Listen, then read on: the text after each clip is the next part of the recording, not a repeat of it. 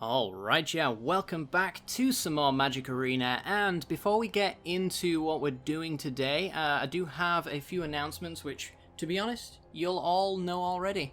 You may have noticed that the channel has undergone a little bit of a change. I am now officially known as SuperMadLad on both Twitch and YouTube as of today, so we got new thumbnails, new banners, new channel icons, new everything. I hope you guys enjoy the new stuff. As for content, nothing's really going to change. The schedule will be the same, so you don't have to worry about any of that kind of thing.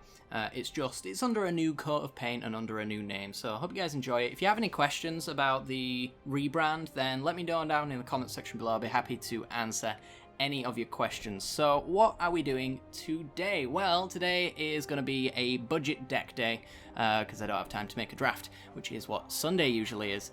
So we're going to be playing a green-white Boggles list. So what is Boggles? It's basically an enchantment-based deck, or specifically an aura-based deck, so things like Serra's Wings, Sentinel's Mark, Angelic Gift, and you attach them to hexproof creatures, or very hard to deal with creatures. So in our case, we've got Paradise Druid, which is a hexproof creature as long as it is untapped, Barkhide Troll that can gain hexproof if it removes a 1/1 counter from it, and it enters with one, and Vine Mare, which is always hexproof and actually can't be blocked by black creatures. So those are going to be our powerhouse creatures, the ones that we're going to be sticking as many enchantments onto as humanly possible.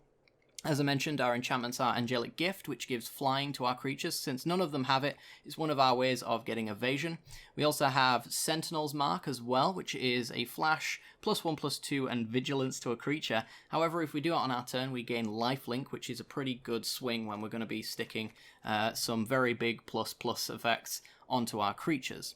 We have Talons of the Wildwood as another way of having some evasion. So Trample, +1/+1 and Trample, and we can actually return this one from the graveyard to our hand as well, so we get to reattach it to a new creature if for some reason our creature dies through something like a board wipe.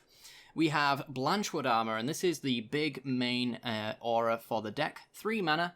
It gets +1/+1 for each forest you control, which actually includes the non-basic forests. So we have 12 forests and 4 temple gardens in this deck, so we're really not struggling for green. As long as this gives us like +3/+3, we're getting our mana's worth on it anyway, so pretty sweet. But we are splashing the white for some of these other auras, which I find quite interesting. Serra's Wings being the top end of our enchantment package. 4 mana to give our creature legendary, +1/+1, flying, vigilance, and lifelink. So we can just go right over our opponent. Vigilance and flying is very useful. It means we can attack and we can block our opponent with our huge creature as well. And if it's stuck on something like Vine Mare, it's just untouchable.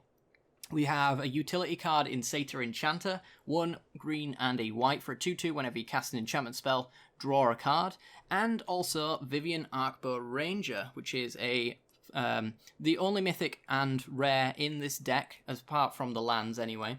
It is triple green and 1 for a 4 loyalty planeswalker. You get to either distribute 2 counters to up to 2 creatures and give them trample until the end of the turn, which is pretty good when we're getting +6/+6 on a Blanchwood Armor or something like that. We can also use the -3 to make that creature deal damage equal to its power to creature or planeswalker, so this is going to be our planeswalker removal as well as creature removal, in addition to the Prism Realms also doing the same thing, and the -5 allows us to go into our sideboard to pull a creature. Now this does go a little bit off budget, and this basically will depend on the cards that you have in your collection, but I have actually 10 cards in the sideboard that I think are good inclusions in the sideboard for which Vivian can actually go and search them up. So we have Meteor Golem as permanent removal, Carnage Tyrant as just a big hexproof buff, Tolsimir for a little bit of life gain and 2 bodies, Golden Guardian as well can fight your big aura creature, and then we can make some 4/4 tokens, just a bit of fun to be honest. Shifting Ceratops, protection from blue, so Teferi decks, watch out. Shalai gives protection to our face as well as our planeswalkers and our Barkhide Trolls or even our Paradise Druids if this happens to be tapped. Another Satyr Enchanter as well, so we can tutor the same card from our sideboard into our deck. And Night of Autumn for enchantment and artifact removal.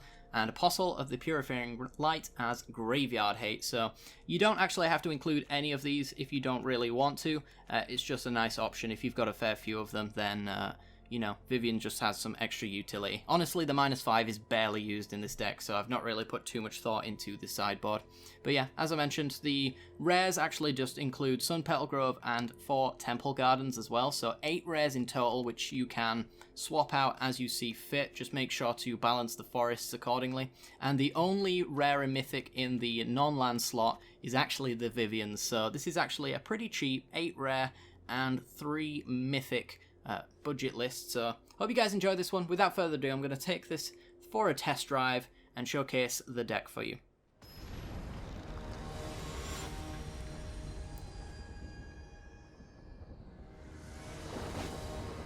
Okay, and we're in, and we've got a Paradise Druid.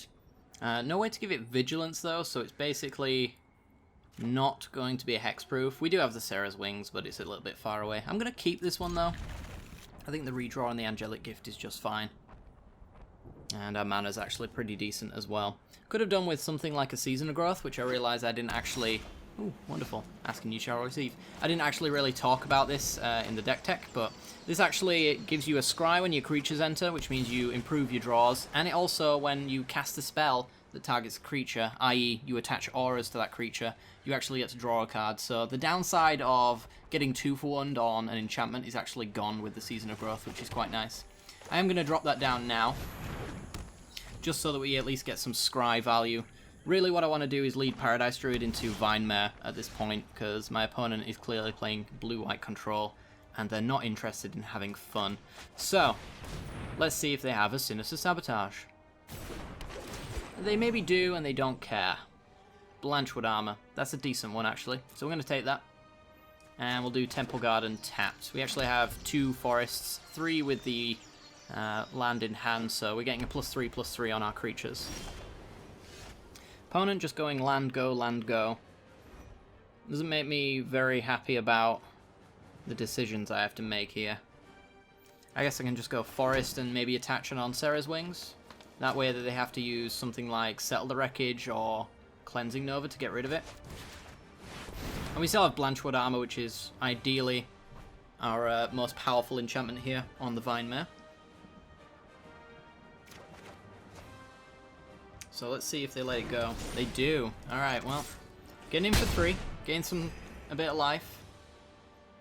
As I mentioned, the only way that they can actually get rid of Paradise Druid is by Cleansing Nova or Settle the Wreckage. I guess playing a Cleansing if they're really running it. I mean, at this point, it feels like they might be.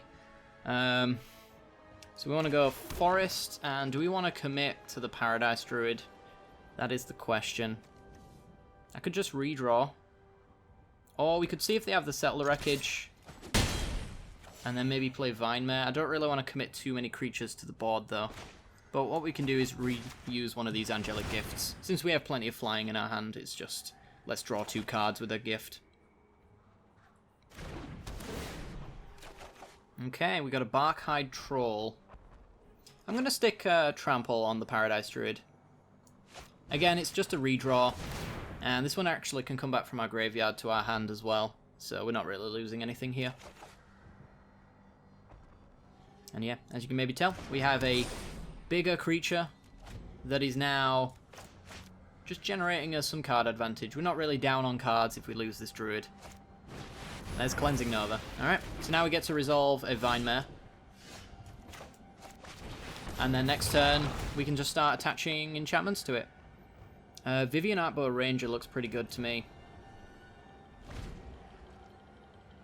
Yeah, we can use that to maybe get Shalai if we're afraid of Settle. Sometimes these decks do run a combination of Nova and Settle. But it looks like we're going to smash. We're going to smash our opponent real good. Blanchwood Armor. I will draw a card, please. Oh, they got the negate. Okay. Maybe I should have led off with a different enchantment. It's possible. Let's go with... We could do Sentinel's Mark. I don't really care about the Narset so much.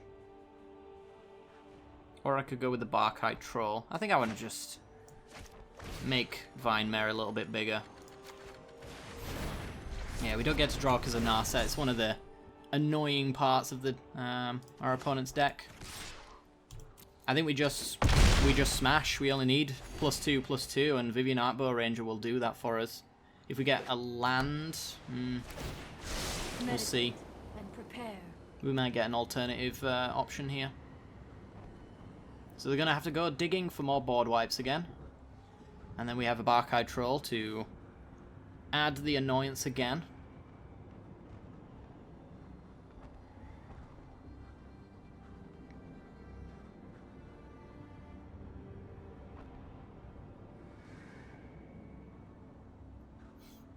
We could actually do Vivian and Minus on the Vinemare to kill one of their walkers. That's possibly an option for us. I am here to aid in the assault. So they do have to ferry Time Raveler, which can actually minus on the Sentinel's mark.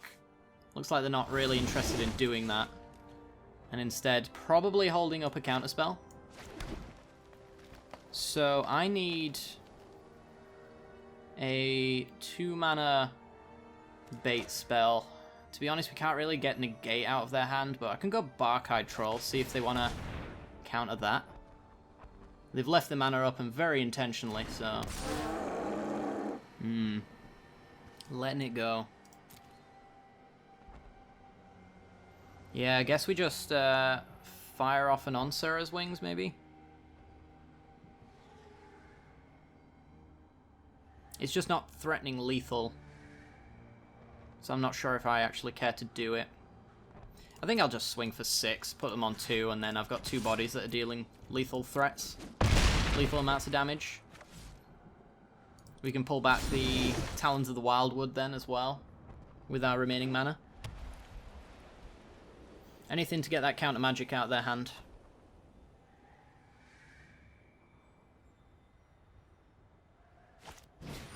Spark double. Are we going for Gideon or... Double Gideon action. Gods bless us in our righteous cause. Okay, they can give lifelink, I guess. What are we going with? Prepare for battle. Yep, lifelink.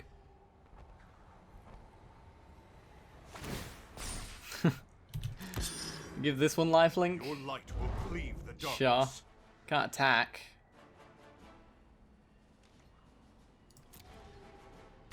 But go for it. Okay, opponent swinging.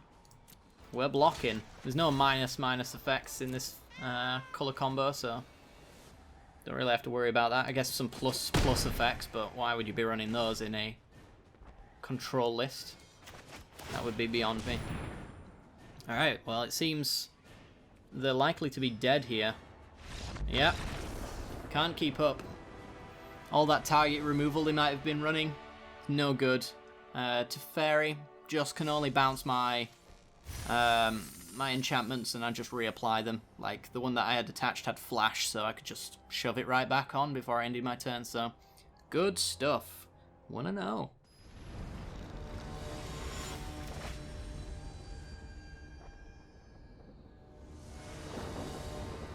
Okay, we're in, and we got turn 2 Season of Growth, and we don't really have a way of ramping into the Vine Mares, but once we're there, we're probably golden.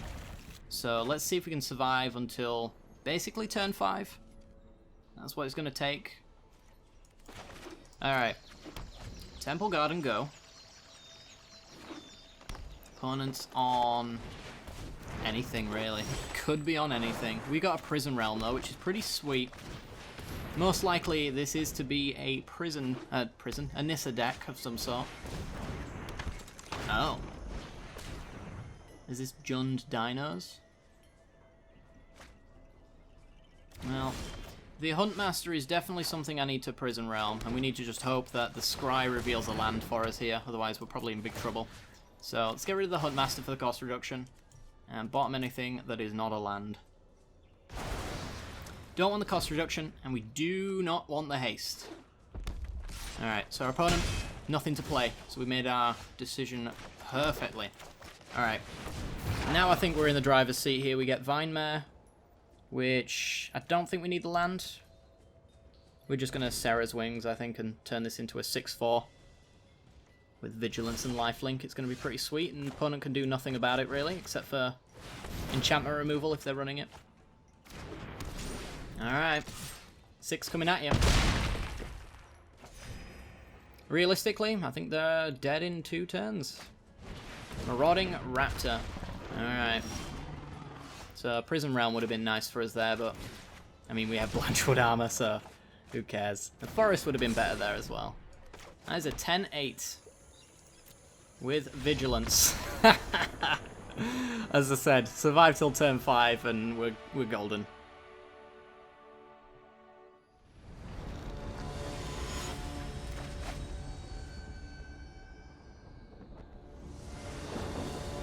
Alrighty then, we're in, and we have a Bark-eyed Troll as our indestructible monstrosity. So we're going to take this one. We can actually cast it off of the Season of Growth. So we'll Season into Bark-eyed, hope for a land. If our opponent leaves our Bark-eyed Troll alone, we get to untap. Pretty sweet. We get to do some stuff. I like it. Okay, Forest go. What are we up against?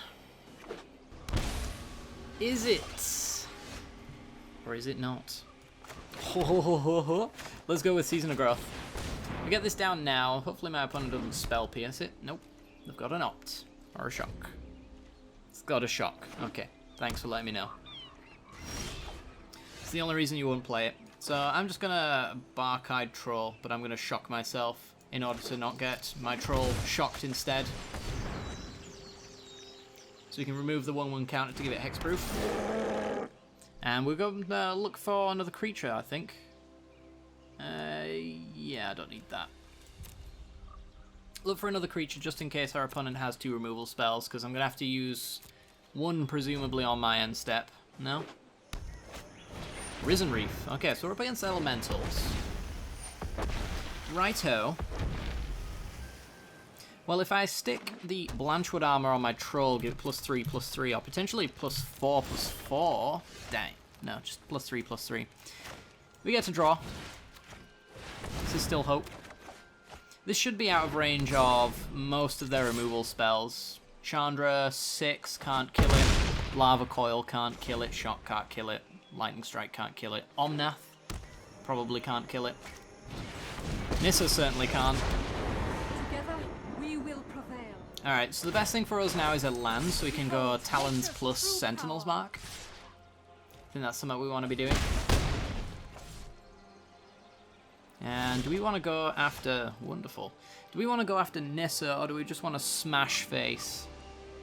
We probably want to go after Nissa, because then they can follow up with something like a Hydroid Crisis, and they can do it for probably quite a lot, if I had to guess. So let's go Sentinel's Mark. Give it Vigilance and Lifelink. On Sarah's Wings. Okay. Yeah, we'll just shock for the Talons. We're gaining loads of life anyway, so no worries there, right? I will have Trample, please. To be honest, at this stage, it feels like I can just get away with swinging over at my opponent, because they can get another land, they can do a big thing, but I have a 9/10 which will be flying in a very short amount of time, so actually I think I can just smash face. 9 points coming at you. Cool, we got a block from them as well. It's one of their forests, so that's less green for them. So they actually... They have like 5 mana unless they draw a forest here. And I just don't know how they can deal with this Bark-eyed Troll. We are tapped down, so we don't have the hexproof anymore. But short of something like the mass bounce spells, I just don't see how they can do anything about this. Hero of the Glade, and they are dead. We have 9 points, which is soon to be 10 points with the On Sarah's Wings. Going right over the top. Cool, we beat an Nissa deck. Smashed him. Rise, my elemental friend. What's next? Ooh, they live. Alright. Okay, well, maybe they do. I guess it depends on my draws. Because I have Trample here, so I might not need the On Sarah's Wings if I've got some things like Blanchwood Armor. It's just a Plains. Alright, well, Yeah, we're just going to go over the top. That's a forest. Ah, 1 point short. But we can give hexproof now, so we've got that going for us. Now they need Star of Extinction, or they're dead, and then we can just rebuild with Bark-Eyed Trolls. So, pretty good. We have the Talons of the Wildwood attached as well, so we can return that back. Okay.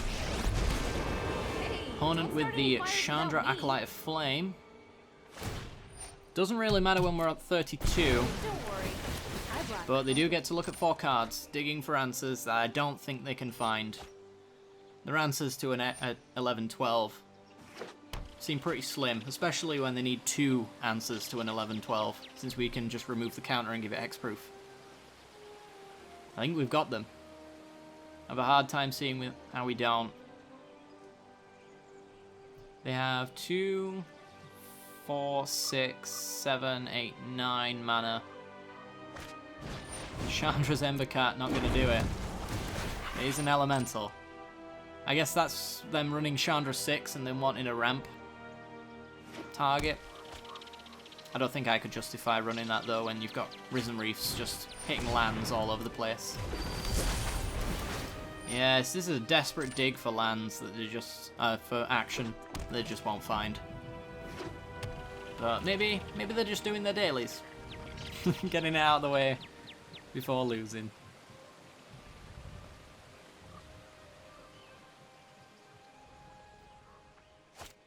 Chandra's Embercat, sure. And 1 mana left. They could use that shock that they were holding for a long time, I guess. Ticks up. Risen Reef. Yeah, this feels like I'm doing my dailies dot play right now.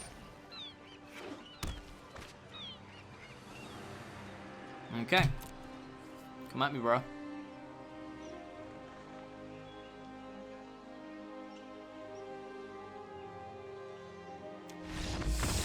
Yep. They attack, I gain 11 life. So, we got him. We got him. Alright guys, well that is going to do it for today's episode. I hope you enjoyed. We actually went 4 and 4 today, so yeah, really sweet list actually. Where's it gone? Really sweet list actually that's pretty damn cheap to run. A lot of fun to play as well when you just get a hexproof creature your opponent can't deal with and just smash them from there. But yeah, you got to play very carefully with your Bark-Eyed Trolls and your Paradise Druids. That's one tip I will give you about this deck. You don't want to be tapping down your Paradise Druid when it's got a ton of enchantments on it. As an example, you want to be able to Sentinel's Mark or Sarah's Wings to give it Vigilance. And for the Bark-Eyed Troll, obviously you want to be able to leave that 1 mana open. You actually get the little synergy as well with Vivian's +1. Putting 2 counters on the Bark-Eyed Troll means that you can reuse that, effectively giving it permanent hexproof. As long as you keep open mana. So, yeah. Hope you guys enjoyed this one. If you did, make sure to hit that like button and subscribe for some more content like this in the future. Let me know what you think of all of the new changes down in the comments section below. But without further ado, I'm going to end it off here. I hope you've enjoyed, and I'll see you all next time. Bye-bye.